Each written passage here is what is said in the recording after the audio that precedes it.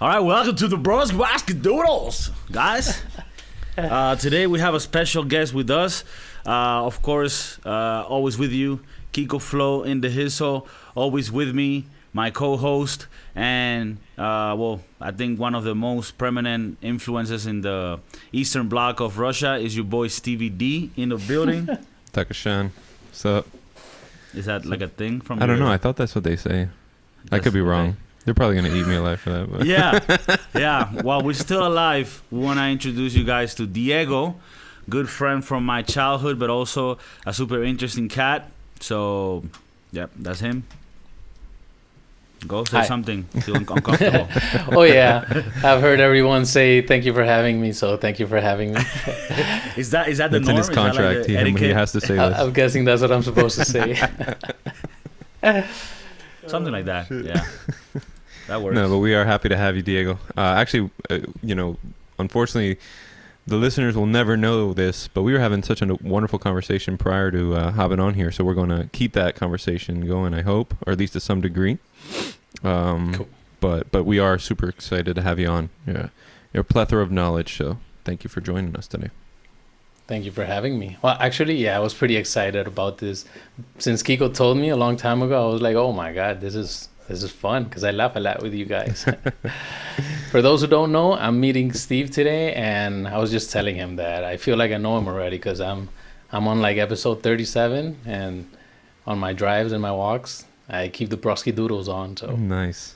Seriously, it's nice. Thanks for doing that. That lights up my heart, bro. And that's for real. It's like, even though we're still growing, every time I get somebody telling me like, hey, bro, my drives to work, I've been listening to the potty, or whenever is potty a good, I like to call it potty, but then now I just noticed that it might sound like, potty training. So I don't know. So, but people tell me this shit, like, and it just makes it nice to know that people appreciate it. So, thanks for coming. You were telling us something regarding cameras, because we're talking about the gear. For people that are listening, Diego is, besides being a friend of mine from my childhood, he's also become very sort of interested in the whole world of photography, videography, and he actually has a business from it, and he's just really good at this. So we're just talking about different cameras and different types of cameras for different scenarios. And I remember when I was getting my camera, I asked Diego, and he would tell me, well, it depends. Like, for this, and I just wanted him to give me like a simple answer, like, dude, just tell me I need to buy one camera.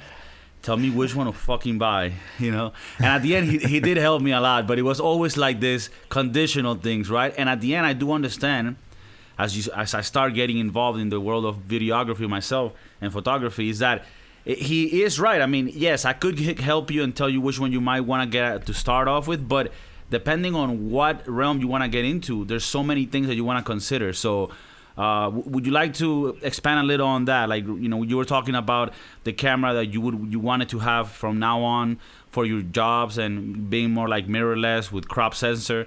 What is your opinion on this, and could you elaborate on that idea a little bit? Yeah, for sure. Well, first of all, that talk, we had it like over a year ago. And back then, the new mirrorless cameras from Canon hadn't been out, and the new Sony A7S III hadn't come out. So now my answer would most likely be the R5 from Canon. That's a beast for all around. But yeah, right now I have a 77D. It's a crop factor camera at a 1.6, and I was talking to Stevie about switching to an M50 mirrorless crop still because of the speed booster. Talking about getting more bokeh and keeping it light. I do a lot of field work. I usually do landscape photography, and most of my classes are way out in the mountain or somewhere in the woods. And having all that gear in my bag, it really makes me think twice about what do I switch to make it lighter. Right. And if the lighter gear you have, the more shrooms you could take with you up into the mountain. Exactly. Okay. Or the more take creative back. I get. Take back, depending on your harvesting skills. Yeah. Oh man. So I told Steve about this guy Thomas Heaton. I'm a big fan of him. He's a landscape photographer and videographer. He used to do everything with his 5D Mark IV, which is a great full sensor DSLR. And he switched to an M50 and to a Fuji X-T3. And the reason was that he could do a lot of... he pretty much compared quality, video-wise, and photography, which everything that he prints and uploads. He saw no significant difference. So that's why he switched. And that made me think a lot about whether do I keep saving for an EOS R, or do I just buy like two M50s? I could start doing 2-point shot recordings and have a speed booster and then get a lot more from the lenses that I already own. Those are... sorry to interrupt. Those are the M50. Those are mirrorless, right? Those are mirrorless, yeah. Okay. So is the debate here between keeping a DSLR camera and enjoying the benefits of that analog system that's been working good for many years, but that it is a heavy camera, or going to a mirrorless that is improved in the sense of it's newer software, newer technology, is a lot lighter because you don't need the mechanical stuff that's on a DSLR, and it's lighter and easier to manage. But obviously, the debate is there like a loss in quality when you move from the mechanical on a DSLR to a mirrorless, and is that decay in quality, if there is one, worth it when you're saving money on buying the camera, weight, ease of use? Is that sort of where we're falling on this topic, like on this debate? Actually, I researched plenty to say that I don't think there's a compromise when you go from DSLR to a mirrorless. It all depends, once again, like you said. God, there's always an answer around it, but pretty much most mirrorless have you tried going nowadays. Into politics? Yeah, actually, as an architect, I've always thought about going into Ministry of Urban Development, which is something that I love. Okay. But that's on another subject. You see, he always has an answer to it as well. No, but yeah, so sorry. So you say there's no compromise between going. There's to no DSLR, compromise. Right. Actually, I think there's way more to gain because mirrorless is more software. Software you upload faster. Everything that has to do with the screen, with the interface, the user interface, than having it digitalized through a mechanical shutter, going through the processor and then going to your camera. Of course, if you're going to go to something like the 1DX Mark III, you most likely won't notice it because that's a beast.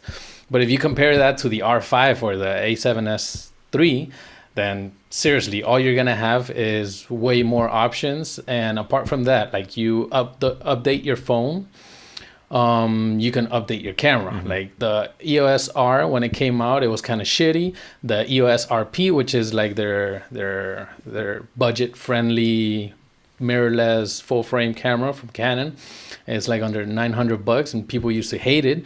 But then they just upgraded firmware. Now you have I believe it's eye detection and 24 FPS, which is the things that people wanted to get. And just like that, like with the R5 and the R6, they were overheating while recording in 8K.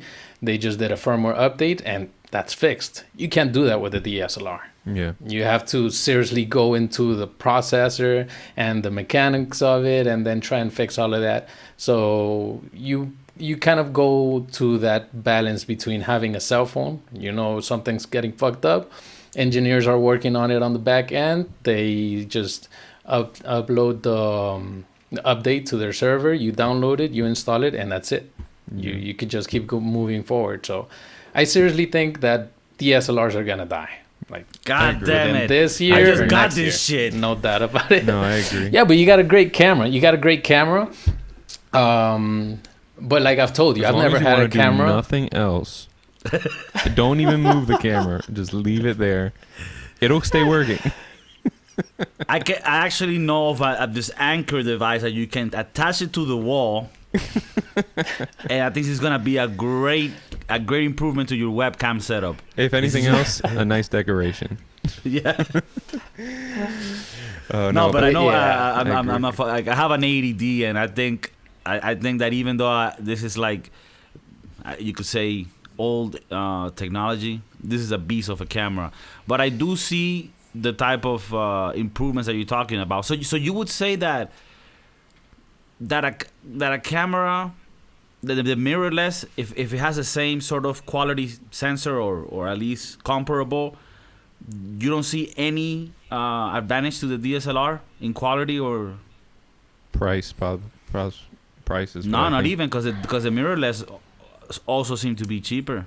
Yeah, the M50 is cheaper than my camera. That's why the money that I was thinking to save towards the RP, I'll switch it for the two M50s. That way I could shoot from two different angles and do a lot of other things. Plus, it has 4K. Sure, it's cropped 4K to 1.7, but still, when I upload it to Premiere Pro, it reads it at 3020 or something like that to 2060.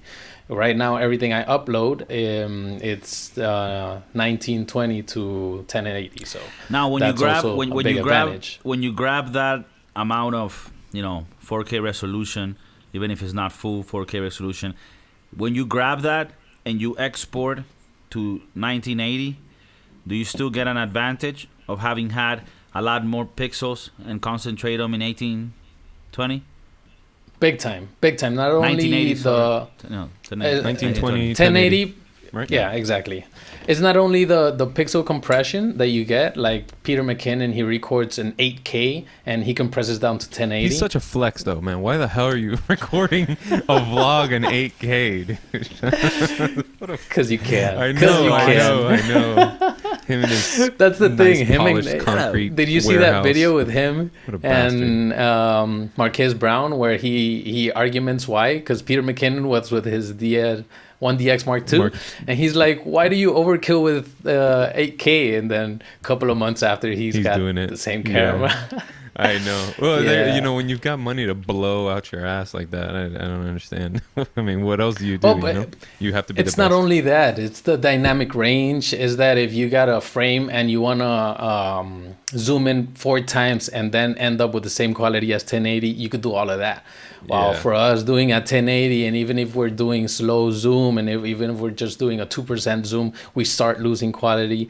Going up to 4K, that's the main advantage. Yeah. Then again, Tony Northrup, he did a pretty interesting video about why 4K is kind of more of a trend than actually practicality, because most people consume videos. YouTube is mostly consumed on the phone, and most of the resolution is usually at 1080, even if you got a kick-ass 2K phone display, right?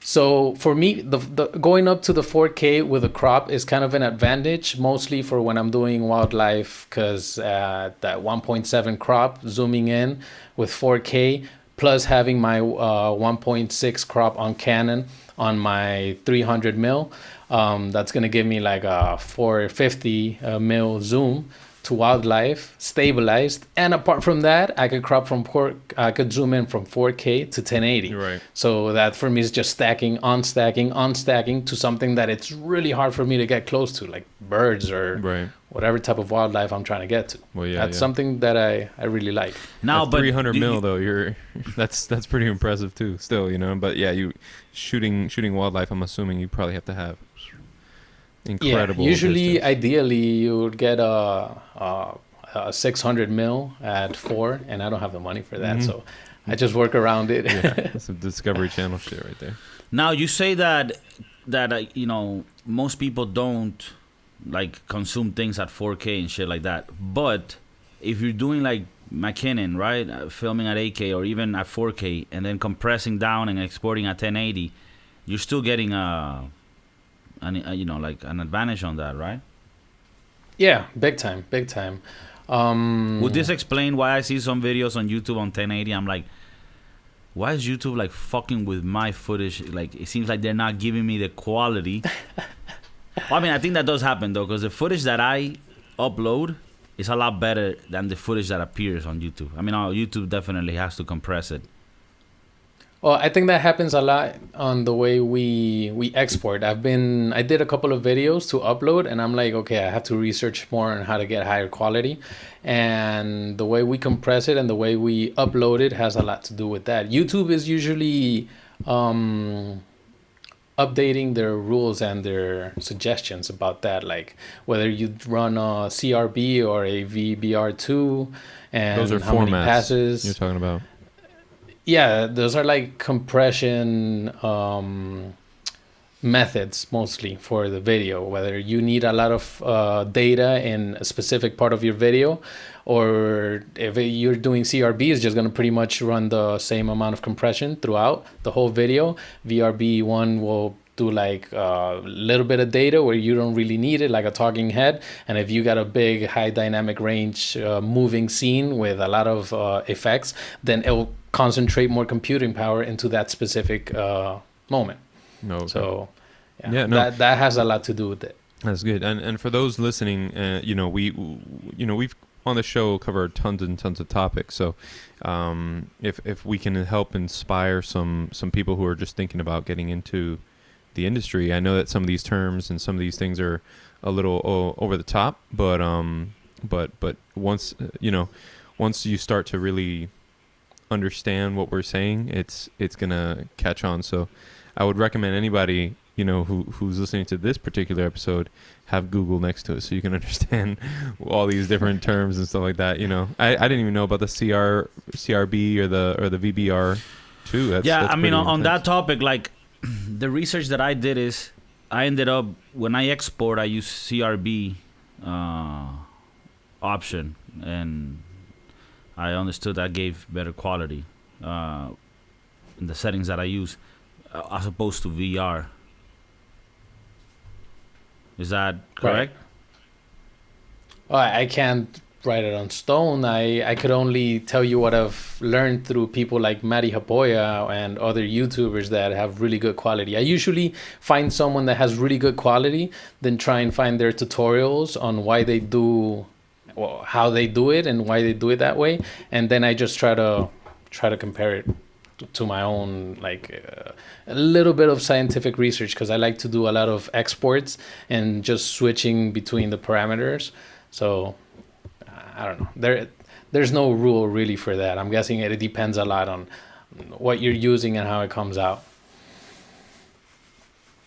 Yeah, like for me, there's this in my YouTube saved playlist. There's a video from Mari Hapoya where he explains like his export process completely. He uses Mac, but you could do it also now that with Premiere 20 you could do 422 ProRes convert with media encoder.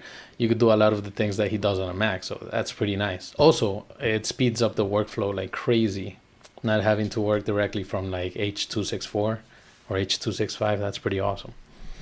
I love that. Yeah, I usually that whole crew, Chris Howe, Matty Hapoya. Oof. I love them all, man. Yeah, they're so awesome. They're successful because they know how to do their things. Yeah, they do. They do.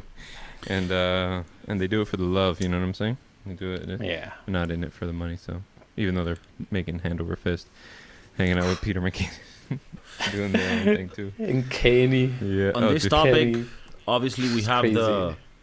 the situation with the cameras, right? But we were also touching behind the scenes on the subject of computers. And like, we've had an episode in the past where me and Stevie go at it between PC and Mac. I'm a PC guy. Steve is a Mac guy.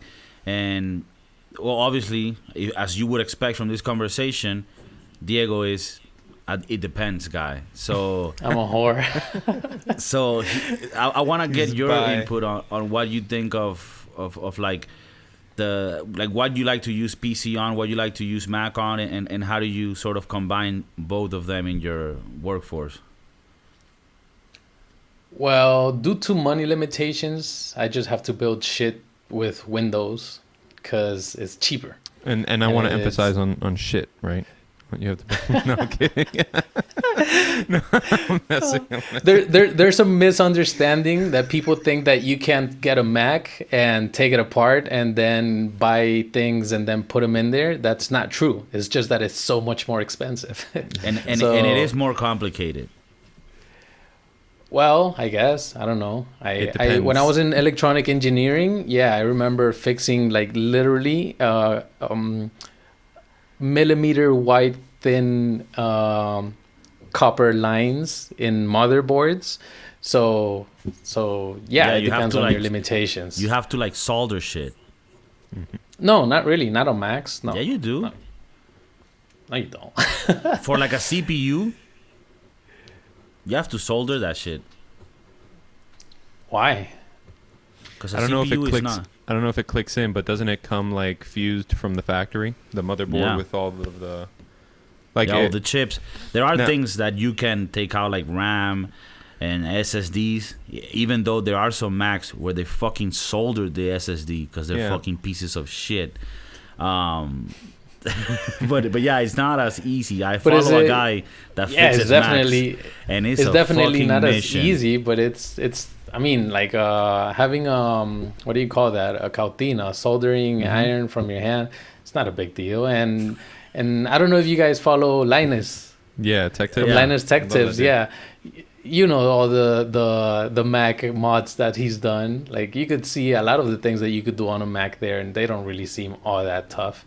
Like I've personally never done it. But he also had a recent video where he paid like $5,000 for an iMac, and some shit was fucked up with the GPU or CPU, and nobody at Mac could help him.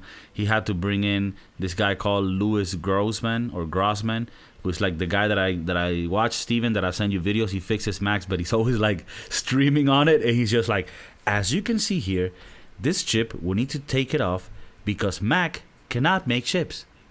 Well, we'll have to replace it with another one from a donor board because Mac does not allow the manufacturer to sell me the chips to fix the fucking shit computer they made. So like that's the type of personality, right? But dude, they had to fix his computer, and of course, if you're fucking Linus, you're like, all right, I'll buy another iMac for $5,000. This one works perfectly, great, because when a Mac works perfectly, which I would assume most of them do, it's great. Like I would say, I don't know, 80%. Because Steven's never had any issues. But when you have an issue with a Mac and you're out of the warranty, you're fucked. Oh, yeah. Yeah, definitely. That's the thing. Like with cameras and computers, that's my belief. You should never keep technology more than a year and a half, 2 years. Like I've already have this camera for it's almost going to be 2 years in January. And I'm already putting it up for sale. I just build this computer in January, and I'm already putting up for sale the CPU, and then I'll change the RAM. Like I think if with technology you expect it to last forever, like an old car, then you're not going at it the right way. If you want technology to last you forever, then you most likely need it for like office work, where all you use is like Word or Excel, and most of that you could just do on web apps. Yeah. I agree, actually. So on the topic of messing around with your Mac, I actually have a mid 2012 MacBook Pro, and I just updated now, 8 years later, to a solid state drive and 16 gigs of RAM, where it was 750 gig hard disk with 8 gigs of RAM, right, previously. And so there was one time where we had to edit one of these episodes, and I have Adobe, and everything boots up. At face value, my computer runs really good, like really smoothly. But then it starts to do any sort of processing, and my CPU is only a single core CPU. So that, you know what I'm saying, that's where I didn't realize that I wasn't going to be able to do that. And dude, just a simple like input video, put a title page, put an end, you know what I mean? Just those simple things to do. Some audio fade in, fade outs, you know, transitions, stuff like that. We're not talking anything crazy.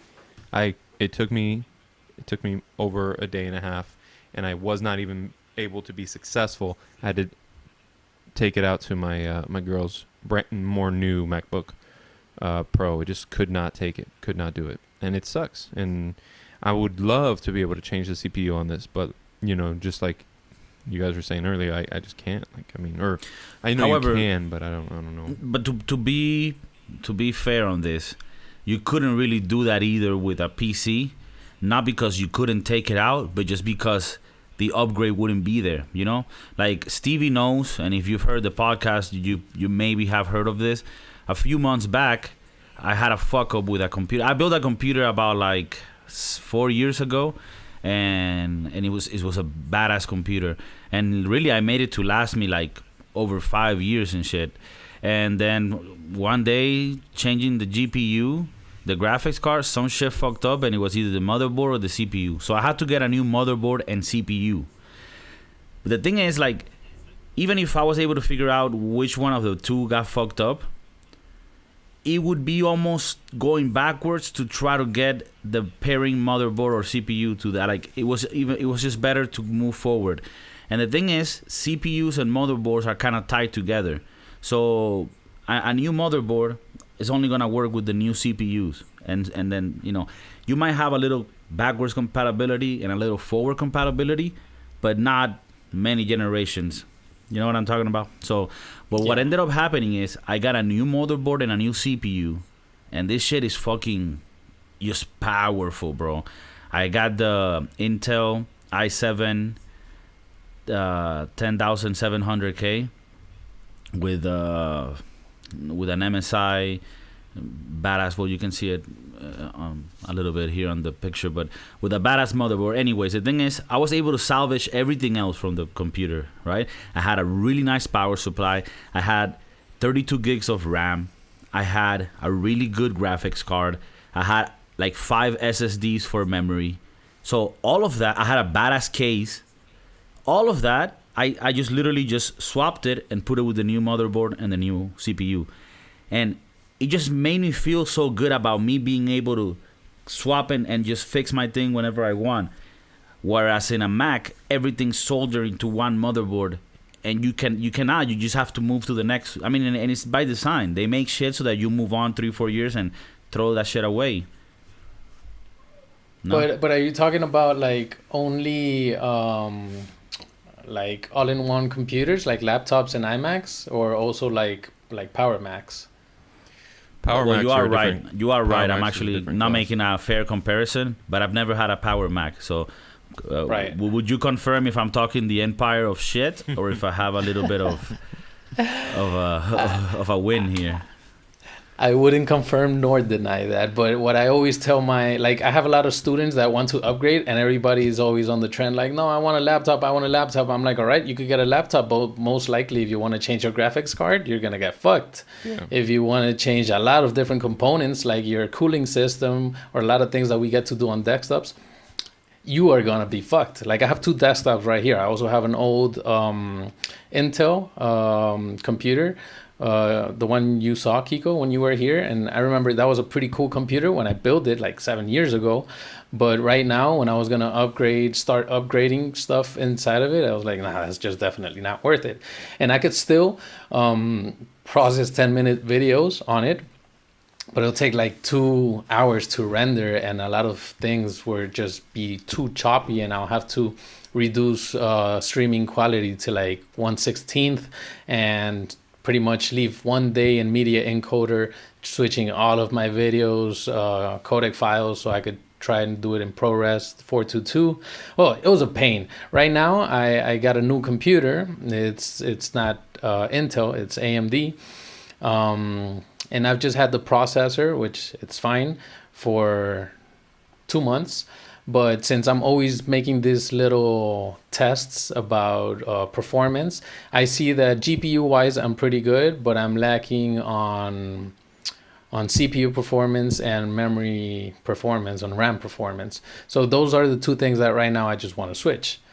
However, if I had a lot of money and I would just to invest that directly on a Mac, yeah, probably $2,000 more, I would invest it in a Mac because I really like the interface.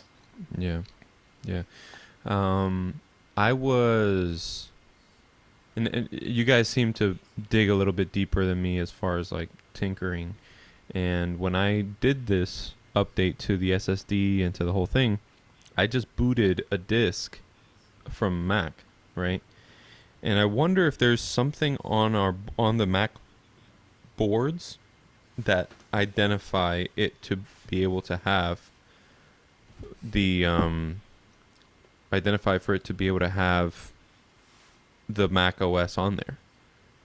Or can I just build a PC tower and just slap Catalina on there, or Big Sur coming up soon? There's an episode in Linus Tech Tips where they do that. They do? Okay, cool. They slap Catalina up and down. But it's legal in Canada. Yeah. It's legal in Canada.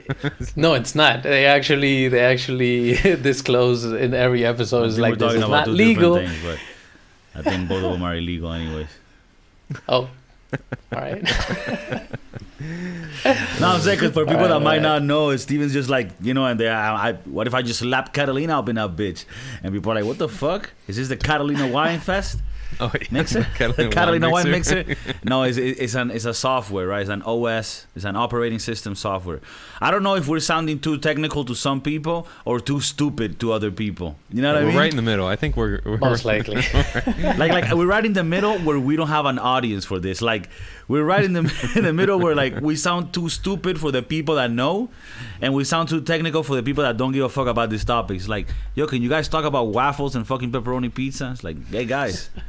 Speaking of waffles. No, I'm kidding. But yeah, no. For me, it comes down to this. I have some students that are crazy rich, that they have like shitload of land, businesses, they don't care about the money. And I always ask them, what is your budget and what do you want to do with it? And that's what my answers always attach to, pretty much. And how much are you willing to put in the time to learn? Because if you just want to edit, like just with Premiere Rush, you could do that on a tablet, and with a camera, record directly on MP4 and just upload it directly through a wireless interface. So it's how deep do you want to get into something, you know? Now, when you were talking about the laptops and desktops, like, I have a thing where like, since I started building PCs, it's like, unless I'm at the position where I have to move places and I have to be on the move, at that time I'll probably get a Mac. I want to get a laptop, but I will get a Mac just because I know they're really comfortable when you're on the go and shit like that, if I have to record on the road. But I will first need to check how would the compatibility be with working with a Mac and a PC, because I remember I went to a studio here in Spain. My boy, he had access to a really nice studio because he was like studying there, and the whole studio was like this big ass rack table connected to a Mac, and I brought my USB with the music that we were gonna work on and shit, and he didn't read it, right? And it's like something as simple as Windows has like exFAT, it's like the format for files, and then fucking Mac has like FAT32 or some other shit, and it's just like, can you just fucking make it compatible? It's almost as if they do shit on purpose, you know? You know how like the whole world uses the metric system and it fucking makes sense, and it actually is the most accurate way to do it because you do it by hundreds, right? And then the US comes and it's like, no, we're gonna use the American system. God damn it, we're gonna use inches. We're gonna use imperial feet. System. Right? Because when I have my thoughts walk, about that too. We use our feet. So we're gonna use feet, goddammit, and yards. But sir, like, so it's like you're gonna do it by 16s and divide it. Isn't that gonna make it like very weird fractions? It's just like, I don't give a fuck.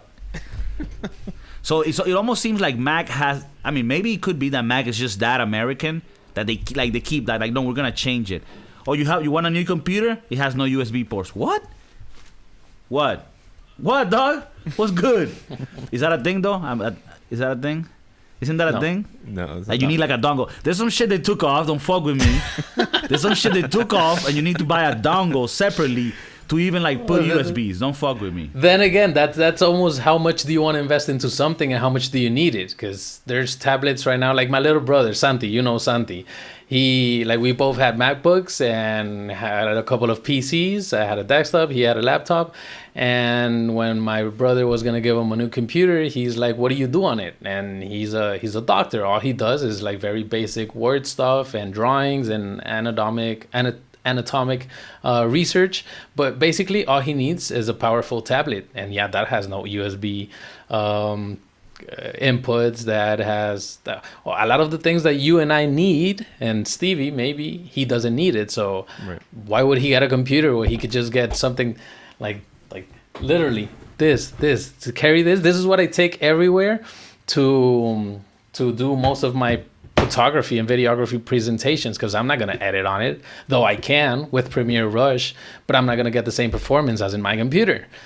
And Linux, Windows, Chromium, and Mac, they all have file formats that you could save on to format your drives on right now. It's just that most people don't take their time to do the research to say, okay, what the fuck do I do so I can use my Windows on a Mac, on a Linux, and on a Chromium? Because I had to do it, and I went through that. I remember I did all of my work on my PC, and then I took my MacBook to the university, and when I was going to do my presentation, I couldn't upload it. And I was like, fuck, what the shit. Yeah. So I agree. There's always a workaround. No, but it is. It takes that hitting of the wall at one time to know, oh shit, yeah, there is a certain way to format stuff. Actually, when I was doing the upgrade, it gave me the option of doing these different formats, and when I started looking into it, you actually have like the Windows format, the Mac format, and then the one that could work for both. Yeah. And I'm like, oh, well, that's convenient. Hell yeah. You know what would be nice, in my opinion? How about the one that works with both? It's just a default and only option. Yeah, well. Well, that all depends on where you look at it from. Because if you come from Windows to Mac, then Mac people are going to tell you that exact same thing. All right. Well, thank you for that. Now, how about this?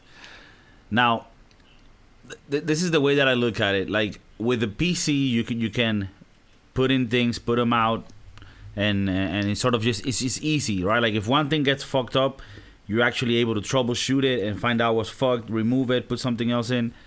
Would you say that with the Mac Power Towers, that's something that's almost works like that as well? I don't know about the new Power Macs, but I remember working. I used to administer a computer company in Colombia. I did it for a couple of years, and with an old Power Mac, we were able to do that. Not an iMac, not a MacBook, but then again, with Windows laptops, we couldn't do that either. I don't know about the new ones, because the new ones, they seem to be amazing. Like I would love to have one of those $60,000 Power Macs, but that is way more than I need. So I'll probably just, for now, with a $4,000 computer and a $2,000 camera, I could just spend the rest of the money traveling and making more footage. Yeah, I'll be honest with you. Like, I guess eventually will come a point where I feel like, all right, we need that upgrade, but like the comfort that I have now with how I edit my stuff at 1080 and the computer I have, it just feels like everything just works as a powerhouse. And yeah, you will need so much more to just start fucking around with 4K that, yeah, not only, I mean, just space. You know, I already struggle with space.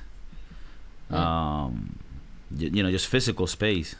So yeah, I think that's definitely something to keep in mind. When it comes to a laptop, I see it as like the last thing that I would get if I really need it, you know. And for traveling, you know, you can stick a Focusrite interface on that shit and do podcasts on the go or record